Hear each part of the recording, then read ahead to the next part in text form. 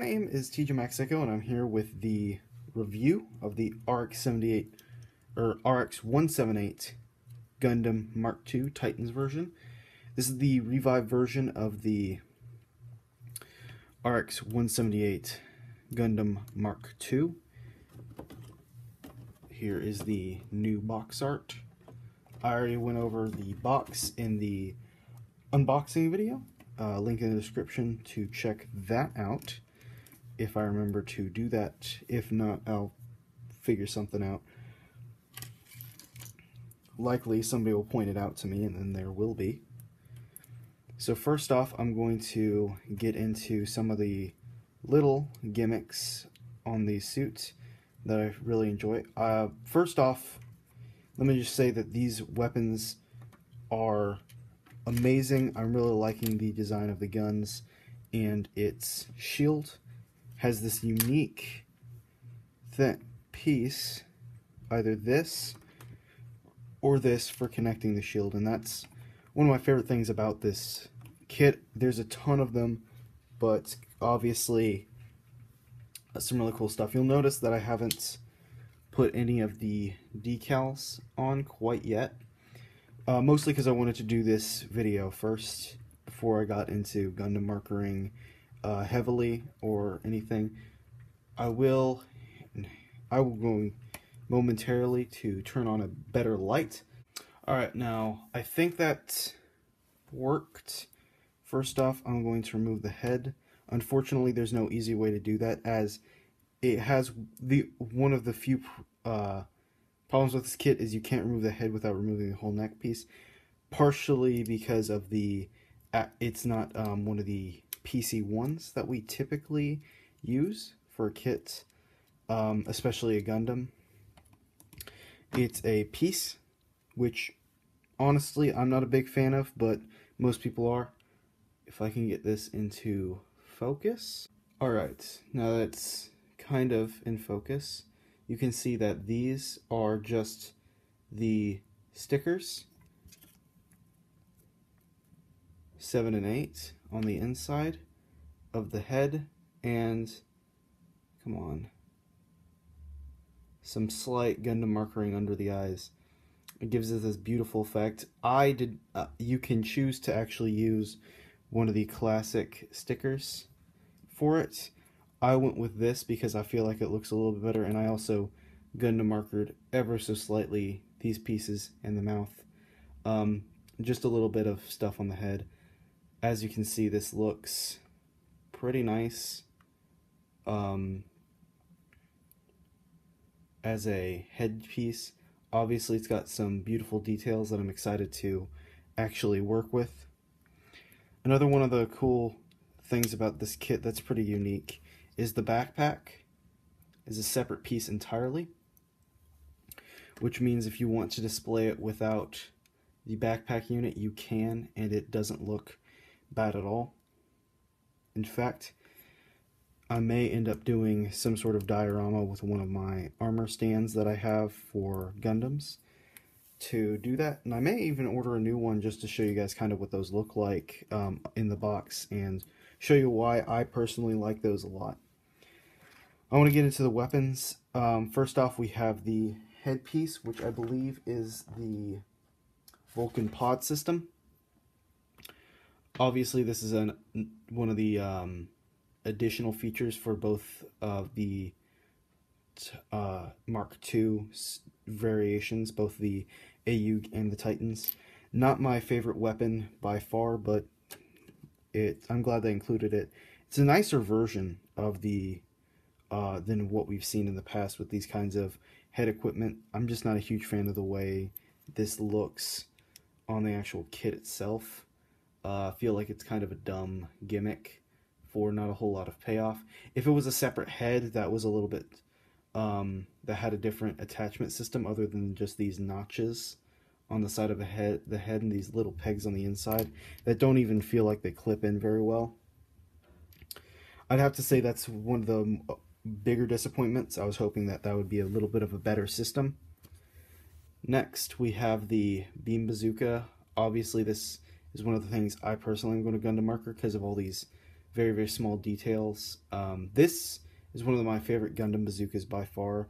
Has a lot of seam lines, but unfortunately that's going to be kind of the case with most of the weapon systems, as there's a hard way, especially with these tubes, to do that. I did like how this nozzle is a separate piece, so you can get rid of these seam lines very easily and then have this as its own piece that you don't have to do much. And I'm noticing a little, quite a few nub marks that I missed around the end of the bazooka.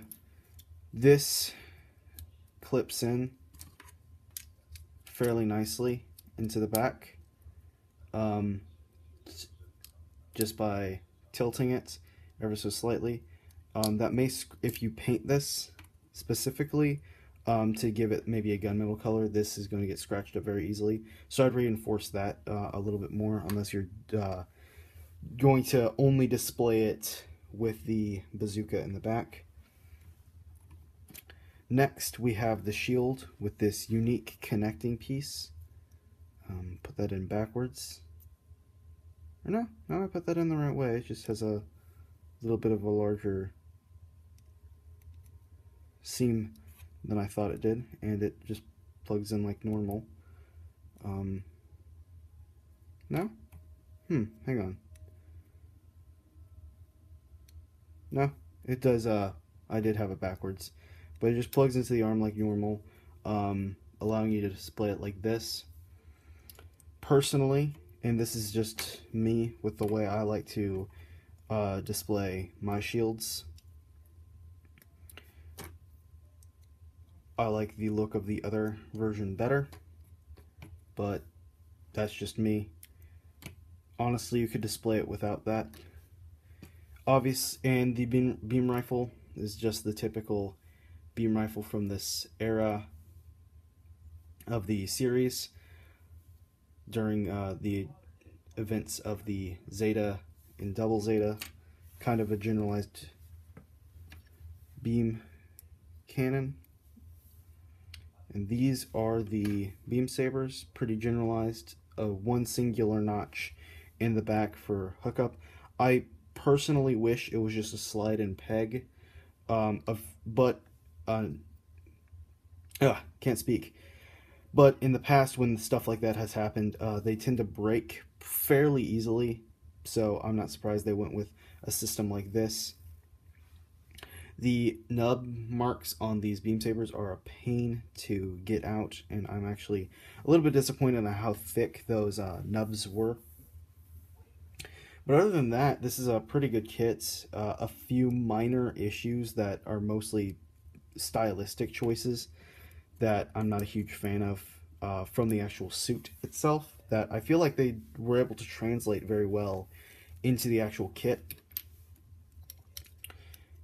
It looks very, very nice with all of its gear together. It has one of these typical universal pegs, so I could take any stand, for instance, and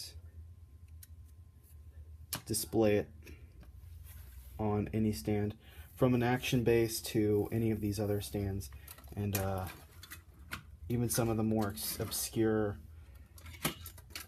stands pieces that you can get. For instance, I have this one from a Valvrave kit that works, in my opinion, fairly well with Gundams, and you can display them pretty nicely on this type of stand.